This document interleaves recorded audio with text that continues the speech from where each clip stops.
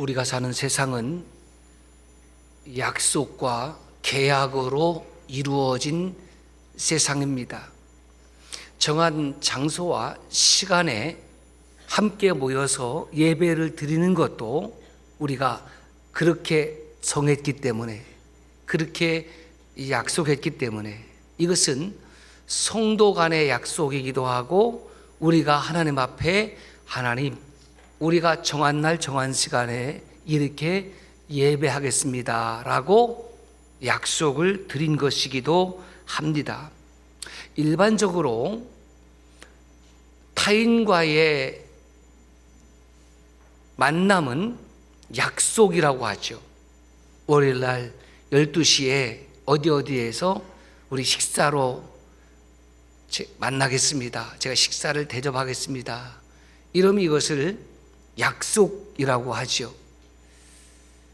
그런데 집을 얻기 위하여 전세가 되었든지 월세가 되었든지 아니면 매매가 되었든지 제가 이 집을 구매하겠습니다. 제가 전세로 살겠습니다. 그러면 그것은 부동산 중개인을 통하여 어떻게 해야 되냐면 계약서를 써야 되는 거죠. 점심 먹는 것을 계약했다고는 말하지 않지요.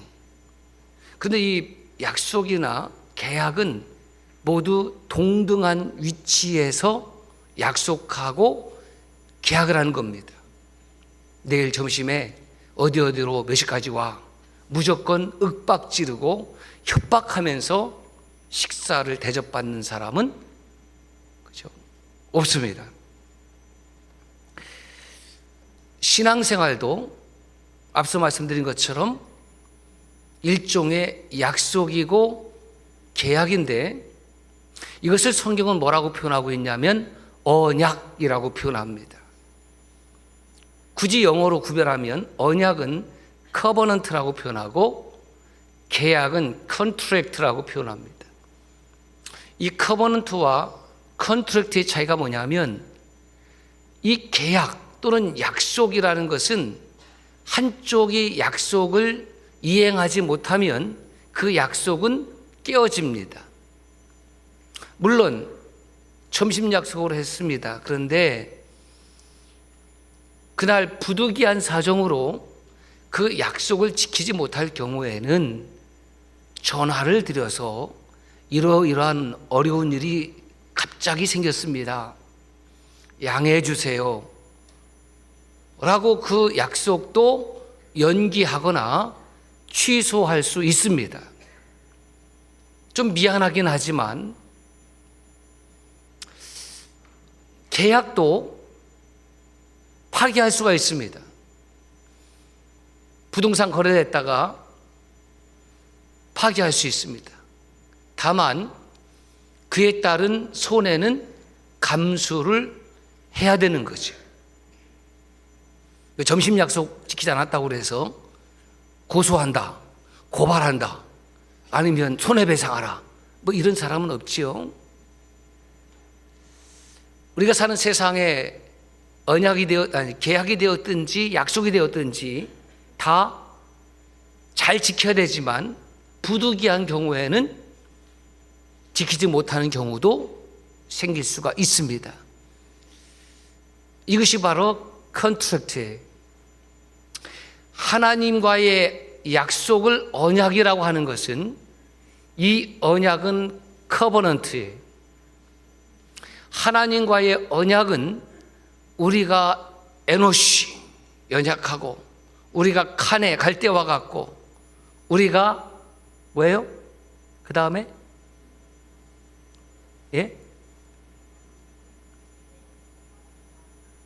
뭐라고요? 아바크, 어렵죠? 에노시, 칸에, 아바크. 아바크는 먼지란 뜻이고, 그 다음에 또 뭐 있어요? 툴레. 이것은 벌레란 뜻입니다. 그런 미미한 존재이기 때문에 우리는 지키고 싶지만 지키지 못할 때도 있습니다. 하나님과 이런 약속을 했습니다. 이런 소원을 했습니다. 그런데 우리는 지키지 못하지만 하나님은 그 언약을 하나님께서 이루십니다. 그러므로 하나님과 우리 사이에 맺은 언약은 깨뜨려지는 경우가 없습니다. 절대로 깨뜨려지지 않습니다. 천지는 없어지려니와 하나님의 말씀은, 하나님께서 우리에게 주신 언약은 하나님께서 반드시 이루십니다. 이것이 복음이에요.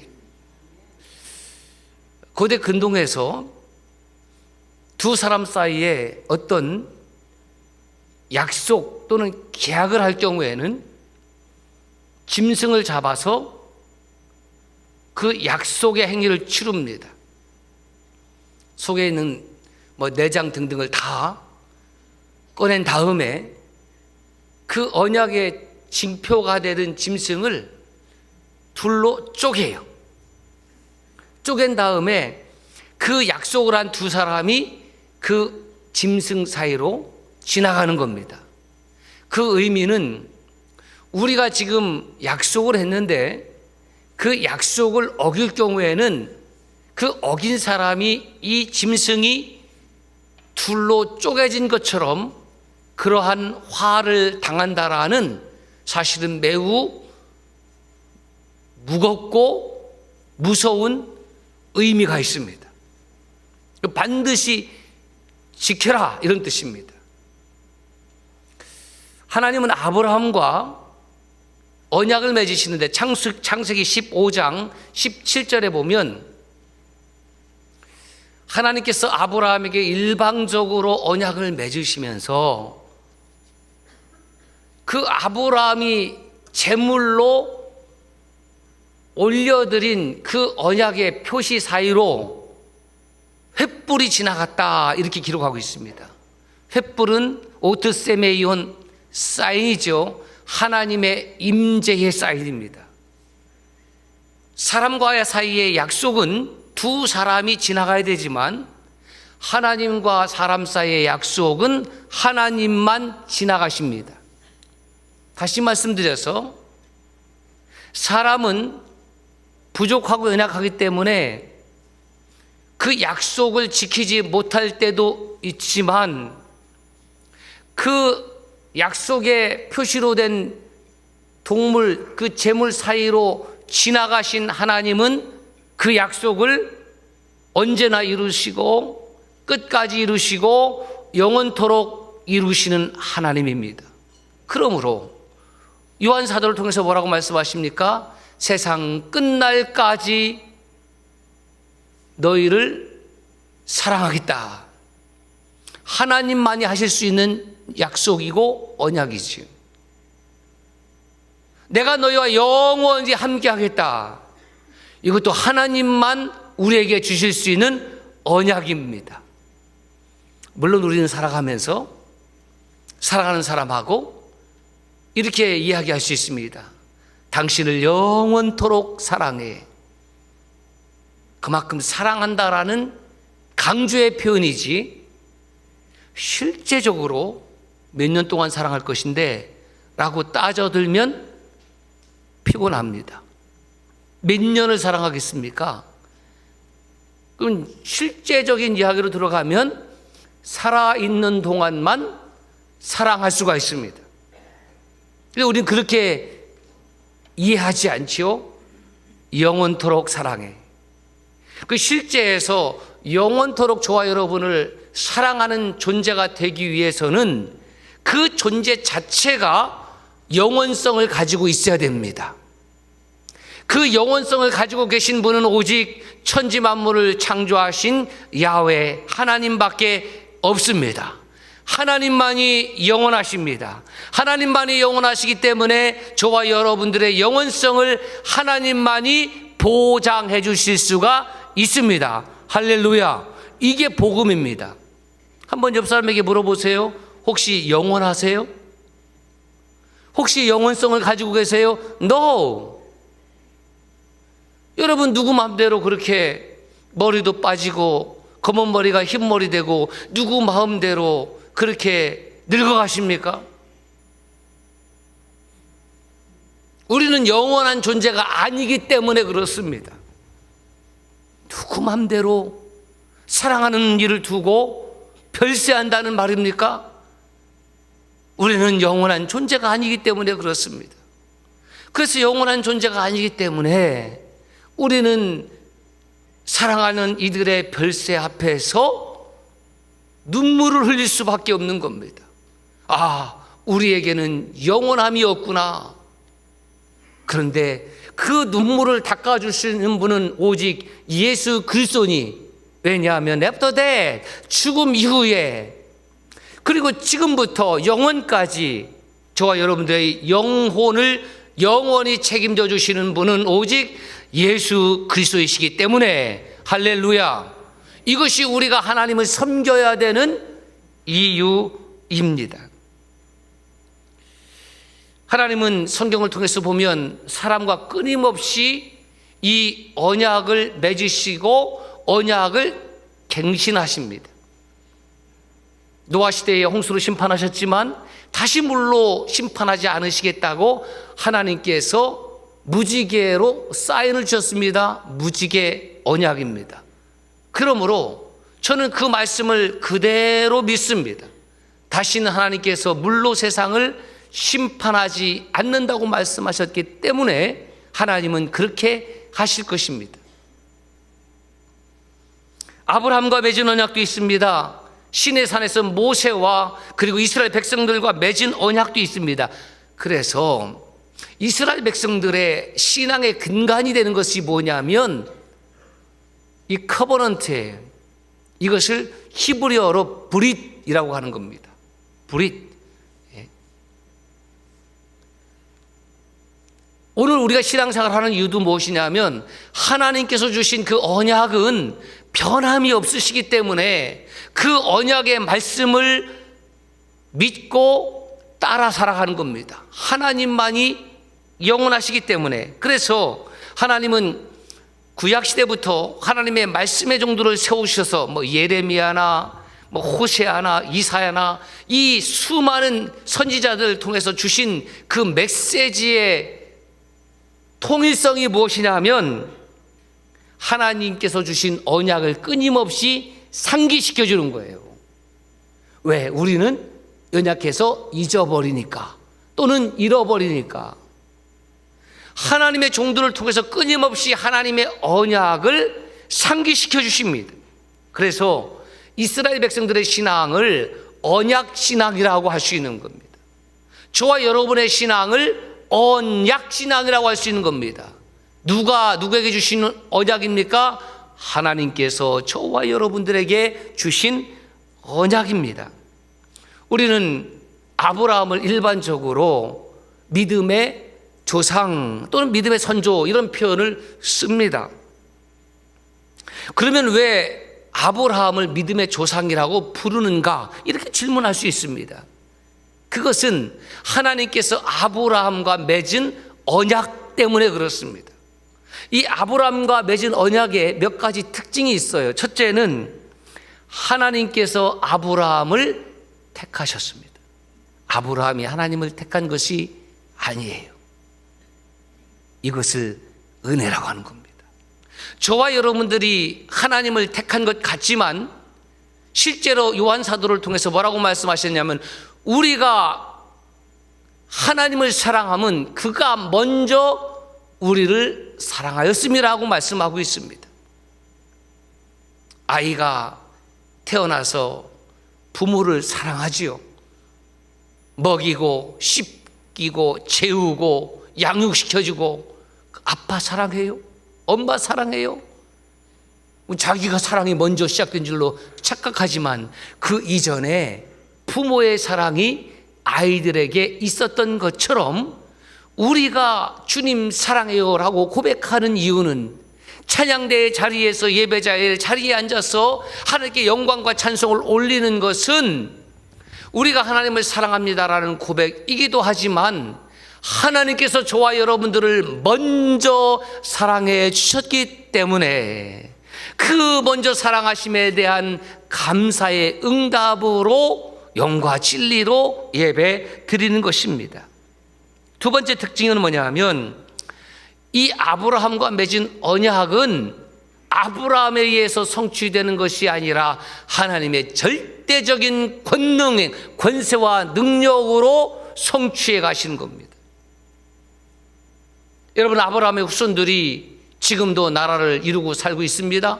그런데 이 아브라함의 후손은 피로서만 아브라함 후손이 아니라 아브라함은 상징이고 아브라함으로 인하여 그 모든 이 땅의 족속들이, 이 땅의 백성들이 하나님의 복을 누리게 되어 있습니다.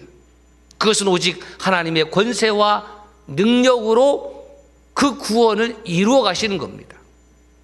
그러므로 이 아브라함과 맺은 언약, 우리가 아브라함이 믿음의 선조라고 하면, 아브라함을 통해서 저와 여러분들이 복을 받는다고 하면 우리는 그 복을 주심에 합당한 생활을 해야 되는데, 그것이 창세기 18장 19절에 나와 있습니다. 함께 읽어보겠습니다. 시작.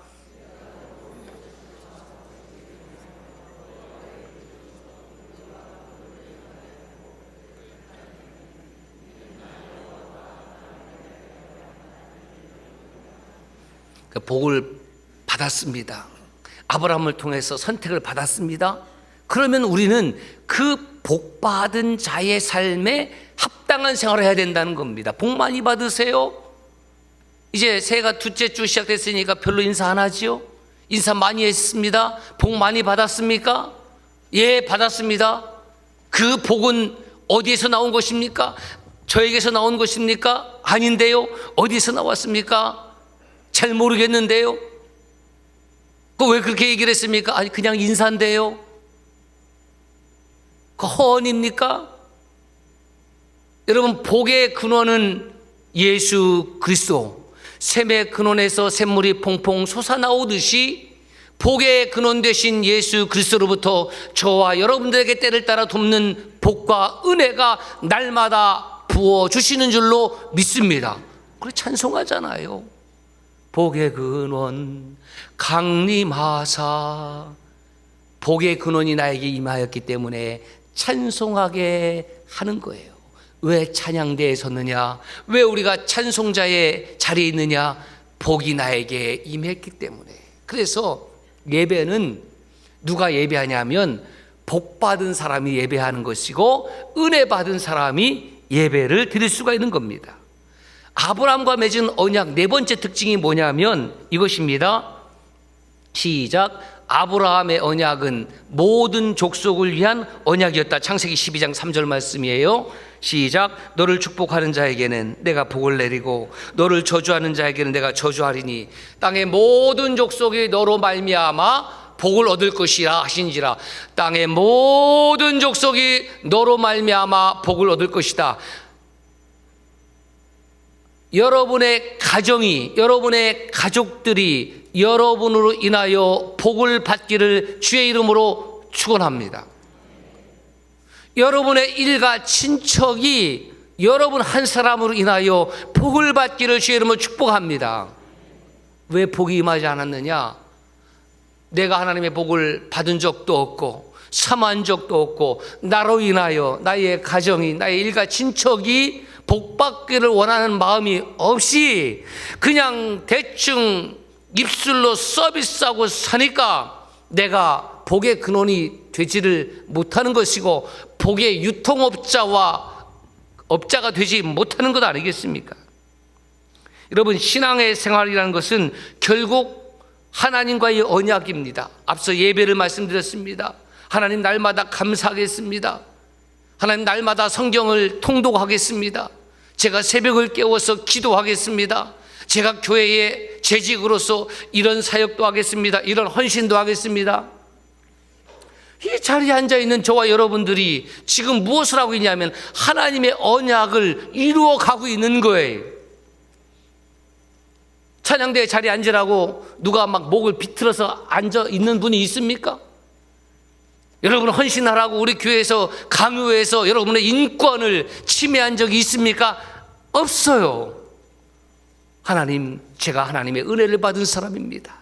복을 받은 사람입니다.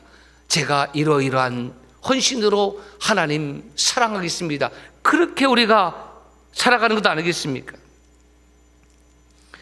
우리가 인내송으로 부르는 여러 가지 찬양 중에 웨이메이커, 오늘도 불렀죠. 그 가사 중에 이런 가사가 있어요. 약속을 이루시는 주, 큰 능력을 행하시는 주, 그는 나의 하나님이다. 약속을 이루시는 주, 언약을 이루시는 주, 큰 능력을 나에게 행하시는 주, 그는 나의 하나님이시다. 이 말씀이 왜 아멘이 안 되냐? 내가 지금 부족한 것이 없거든요. 결핍이 없거든요. 감기만 찾아와 보세요. 우리 교우들 가운데 지금 질병 가운데에 아파하는 교우들, 암 수술하고 지금 치료 중에 있는 교우들, 얼마나 이 가사가 마음에 와닿겠습니까? 주님, 나를 통해서 주님의 그 언약을 이루어 주십시오. 주님, 그 언약을 성취하며 살게 해 주십시오. 나에게 능력을 행하시는 주님을 찬송합니다. 그런 간절한 마음이 있지 않겠습니까? 그런데 이렇게 언약의 하나님은 신기하게도 성경을 보니까 아브라함, 이삭, 야곱 3대를 항상 세트로 묶어서 말씀을 하십니다. 창세기 28장 13절에 보면 나는 여호와니 너의 조부 아브라함의 하나님이요 이삭의 하나님이라. 내가 누워있는 땅을 내가 너와 내 자손에게 주겠다. 출애굽기 22장 24절에도 하나님이 아브라함과 이삭과 야곱에게 세운 그의 언약을 기억하사, 그 다음에 블라블라. 야곱에게 말씀하실 때에도 굳이 할아버지 아브라함, 아버지 이삭을 꼭 언급을 하신다 이 말이에요. 여러분들 누가 여러분의 이름을 부를 때에 너의 할아버지가 누구고 너의 아버지가 누구고 꼭 그 이름을 붙인 다음에 여러분의 이름을 부른다고 하면 얼마나 힘들겠습니까? 만날 때마다 내 아버지 함자는 이것이지, 내 어머니 함자는 이것이지, 내 할아버지는 이것이지 라고 먼저 이야기한다고 하면 참 힘들 것 같아. 사도행전 3장에 보면 베드로 사도도 똑같이 이렇게 언급을 합니다. 한번 보세요. 사도행전 3장 13절 시작. 아브라함과 이삭과 야곱의 하나님 곧 우리 조상의 하나님이 그의 종 예수를 영화롭게 하셨느니라. 여러분 성경을 읽을 때에 그래서 이해가 안 됨에도 불구하고 이해하는 척하고 지나가지 마시고, 이해가 안 되면은 여러분 마을 담당 목사님께 좀 여쭤보세요. 물론 그분들이 다 아는 것은 아닙니다. 제가 조금 더 알 수 있어요. 그러면 안 되면 저한테 오세요. 물론 저도 안 될 수가 있어요. 그러면 어떻게 하면 되느냐? 모르겠습니다. 그럼 되는 거예요. 모르는 거지 뭐 어떻게 성경을 다 알겠어요? 예?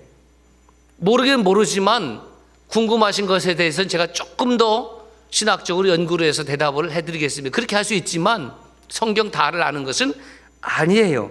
제가 아브라함의 하나님, 이삭의 하나님, 야곱의 하나님 끊임없이 강조하고 있잖아요. 하나님은 아브라함의 하나님입니다. 이삭의 하나님입니다. 야곱의 하나님입니다. 마지막에 뭐예요? 나의 하나님입니다. 이거 중요하다고 그랬어요. 이렇게 생각을 했어요. 아유, 힘들게 왜 다 아브라함, 이삭 다 이렇게 언급을 하신가? 이왕 언급을 하실 바에는 아담부터 하셔야지. 아담부터. 아담의 하나님. 그 다음에 에녹도 있잖아요. 에녹의 하나님. 노아도 있잖아요. 노아의 하나님. 아니 왜 그분들은 다 제쳐놓고 아브라함부터 하나님께서 이렇게 말씀하실까? 왜 그랬다고 그랬어요? 아브라함을 통해서 하나님께서 언약을 맺으셨기 때문에. 하나님이 아브라함과 언약을 맺으시고 그 이삭에게 그 언약을 유업으로 있게 하시고, 그리고 야곱에게 그 언약을 갱신하셨기 때문입니다. 야곱의 가장 사랑하는 아들이 요셉이었습니다. 이왕 언급하신 거 아브라함의 하나님, 이삭의 하나님, 야곱의 하나님, 그 다음에 네 아들 요셉의 하나님이라고 할 법한데 요셉도 없어요. 그 이유는 요셉에게 그 아브라함에게 주신 언약을 갱신하신 적이 없기 때문입니다. 보세요. 창세기 12장 2절에 보면 아브라함에게 이렇게 언약을 하셨습니다. 내가 너로 큰 민족을 이루고 내게 복을 주고 내 이름을 창대하게 하리니 너는 복이 될지라. 너를 축복하는 자에게 내가 복을 내리고 너를 저주하는 자에게 내가 저주하리니 땅의 모든 족속이 너로 말미암아 복을 얻을 것이라.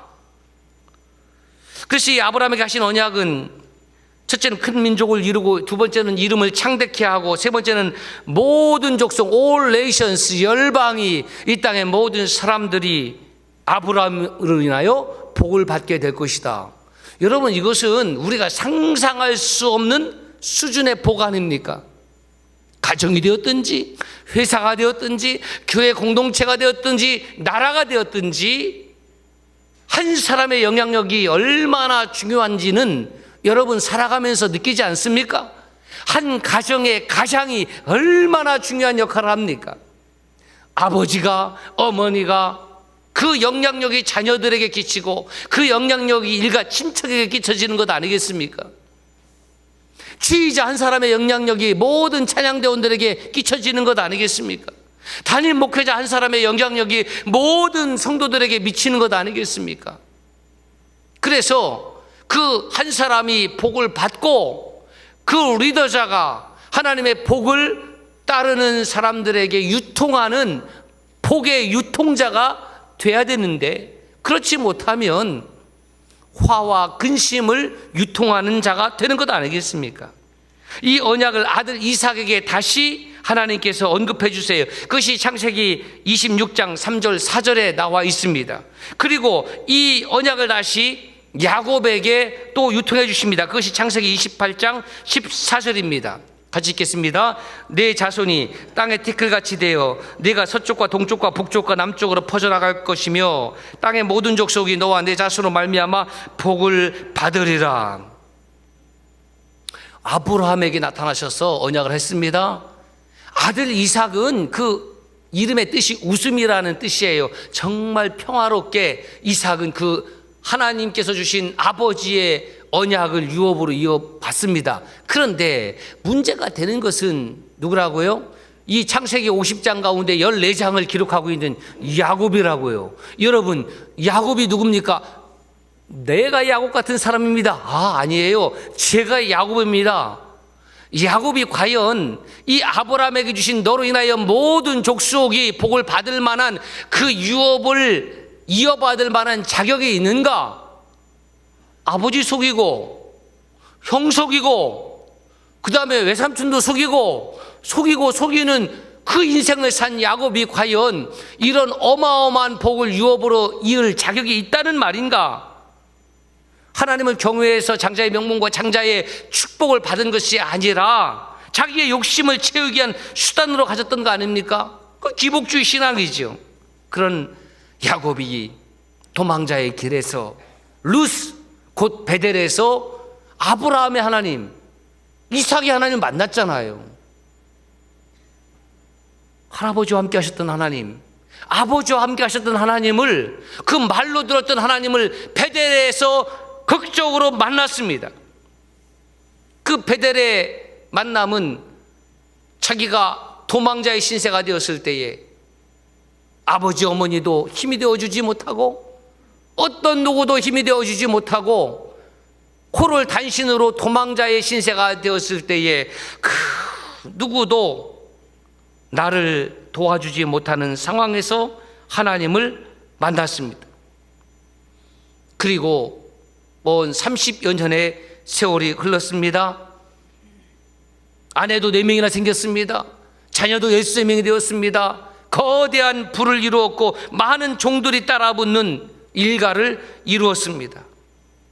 그리고 세겜에 정착해서 평화롭게 살아갑니다. 무엇을 잊어버리고? 베델에서의 언약을 잊어버리고 아브라함, 이삭에게 주신 언약, 물려받은 그 언약을 까마득하게 잊어버리고 모르겠다. 나는 먹고 사는데 지장 없으니까 에라데야, 상사데야. 하나님을 잊어버렸어요. 하나님의 언약을 잊어버렸습니다. 그저 평안한 세속주에 깊이 물들어서 제사 드리는 것 잊어버렸습니다. 예배하지 않았습니다. 그 결과 참혹한 일이 가정에 발생을 하죠. 외동딸 디나가 씻을 수 없는 깊은 상처를 받는 일이 생겼습니다. 오라비 시몬과 레이가 칼 들고 가서 세겜성에 있는 남자들 다 도륙하고, 그리고 부녀자들은 종으로 삼고 재물은 다 약탈했습니다. 피비린내 나는 일이 벌어졌습니다. 이런 상황을 멘붕이라고 하는 거죠. 멘붕. 그냥 그렇게 살 줄 알았어요. 그런데 여러분, 하나님은 하나님의 영광을 드러내지 아니하고 무엇보다도 하나님의 언약을 성취하는 데 쓰임받기를 포기하고 하나님을 잊어버리고 사는 야곱을 그대로 좌시할 수 없었습니다. 그대로 버려둘 수 없었습니다. 사랑하는 믿음의 형제자매 여러분, 하나님의 은혜가 무엇인가요? 하나님께서 야곱을 그대로 내버려 두지 아니하신 것. 하나님의 은혜가 무엇인가요? 저와 여러분들을 내 본성대로, 내 육신의 소욕대로 살지 아니하도록 내버려 두지 아니하신 것이, 그것이 은혜입니다. 하나님, 나 냅두세요. 내 마음대로, 내 뜻대로 살겠습니다. 마치 사사시대처럼 자기 소견에 옳은 대로 살아가는 시대가 이 시대 아닙니까?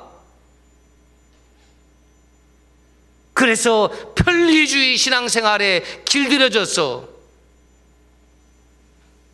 예배당에 나와서 공동체 예배 드릴 생각은 하지 아니하고 이곳저곳 예배 쇼핑하고 설교 쇼핑하고 자기는 예배 드렸다라고 착각하는 겁니다. 자기의 멋대로 신앙생활하는 시대입니다. 그런데 야곱에게 주신 은혜가 뭐냐면, 그 30년 전에 네가 나를 만나고 나에게 소원했던 그 베델로 다시 불러주시는 거예요. 다시 불러줌, 이것이 야곱에게 은혜였습니다. 베델은 야곱에게 있어서 하나님을 만나는 장소요, 시간이었습니다. 9절을 보세요. 베델에서, 그 베델에서 하나님은 다시 만나주시고 하나님은 복을 다시 갱신해 주셨습니다. 여러분, 야곱에게나 베델에게나, 야곱에게나 우리에게나 베델은 매우 중요한 시간과 장소입니다. 왜? 저와 여러분 누구에게나 하나님을 처음 만났던 시간이 있습니다. 감격적으로 만났던 시간이 있습니다. 아니, 저는 없습니까? 그러면 불행한 거지요. 30년 전입니까? 20년 전입니까? 50년 전입니까? 내가 그 하나님을, 살아계신 하나님을 만났던 그 장소, 그 시간, 그래서 감격해서 통회에 눈물을 흘리면서 주님 회개합니다. 나를 만나주셔서 감사합니다. 그리고 내가 하나님을 향하여 살겠습니다. 자고 있던 돌베개를 기둥 삼아서 이제 이 돌이 하나님의 집이 될 것이고 하나님을 섬기는 성전이 될 것이고 내 소득 가운데의 10분의 1을 하나님께 드려서 내가 헌신하겠습니다. 다 까먹어버렸습니다. 다 잊어버렸습니다. 그냥 먹고 사는데 안주해버렸습니다. 그래서 이런 찬양이 있어요. 어제 오래된 찬양인데, 내가 처음 주를 만났을 때 외롭고도 쓸쓸한 모습, 그 모습이 야곱의 모습이었잖아요. 내가 주님을 만났던 그 순간이 언제냐면, 내가 외롭고 힘들고 쓸쓸하고 아팠을 때에. 그런데 더 이상 외롭지 않고, 더 이상 아프지도 않고, 더 이상 배고프지도 않고, 그러니까 하나님 잊어버렸습니다. 한국 교회가 배고프고 힘들고 어려울 때는 하나님 사랑했습니다. 마룻바닥에서 무릎 꿇고 예배하며 기도하고 그렇게 헌신했습니다. 그런데 예배당 잘 짓고 편안해지고 더 이상 헌신하지 아니하고 더 이상 수고하지 않습니다. 하나님 잊어버렸습니다. 내가 주를 처음 만났을 때 외롭고도 쓸쓸한 모습이었지만 그때 주님께서 나를 손잡아 주셨는데 그 모습은 다 사라져 버렸습니다. 그래서 목회하면서 깨달은 것이 뭐냐면, 하나님을 만났다고 해서 순식간에 변하는 것이 아니구나. 물론 바울 스타일도 있어요. 다메섹 기류에서 예수님 만나서 획가닥 180도 변해서 죽기까지 충성한 바울 스타일도 있는데, 제가 보면 야곱 스타일도 많아요. 하여튼 안 바뀌는데 아주 무지하게 안 바뀌어. 누가? 따라섭시다. 내가. 왜 다 저를 쳐다보고 계세요? 예, 그렇습니다. 예, 그렇습니다. 저도 참 안 바뀌어요. 이런 부족한 게 왜 없겠습니까? 여러분들 보시기에. 그런데 30년 목사 노릇하니까 겨우 이 정도 된 거예요. 겨우. 그래도 부족한 것 있지요. 하나님 앞에 이를 때까지 끊임없이 변화받는 겁니다. 야곱처럼. 그래서 제가 이것을 묵상하면서 이렇게 정리를 해보았습니다. 시작.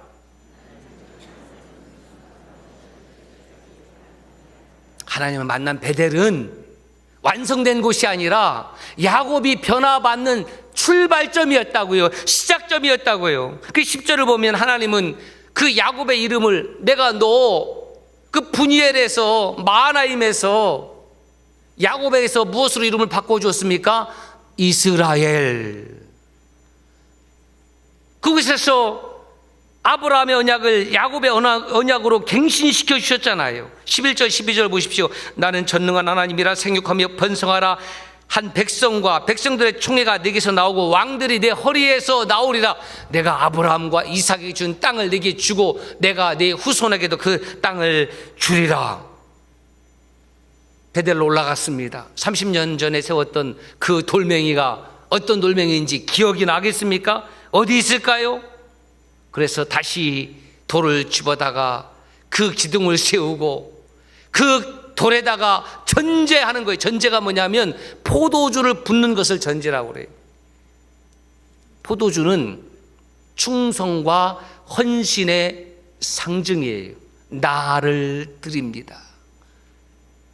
그래서 전제는 예수 그리스도의 보혈입니다. 십자가에서 예수님께서 그 피를 전제로 하나님 앞에 드려서 자신을 드려서 하나님과 우리 사이에 화목제물이 되신 거예요. 그게 전제예요. 그리고 기름을 붓습니다. 기름은 아마도 올리브 기름이었겠지요. 그 기름은 하나님께 영광, 내 삶의 주인은 하나님이라는 고백입니다. 15절 보십시오. 다시 말씀합니다. 15절 시작. 하나님이 자기와 말씀하시던 곳의 이름을 베델이라 불렀더라. 여러분, 우리 어떻습니까? 누구나 하나님을 만났던 그 시간과 장소가 있는데, 아, 옛날이요? 기억도 나지 않습니까? 예, 30년 전이거든요. 예, 50년 전이거든요. 받은 은혜, 받은 복 다 잃어버렸습니다. 아니, 잊어먹었습니다.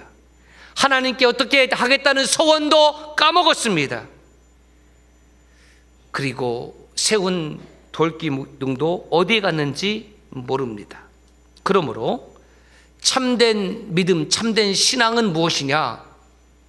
하나님께서 야곱을 다시 시작하게 하신 것처럼 어디에서? 베델에서. 무엇으로 다시 시작합니까?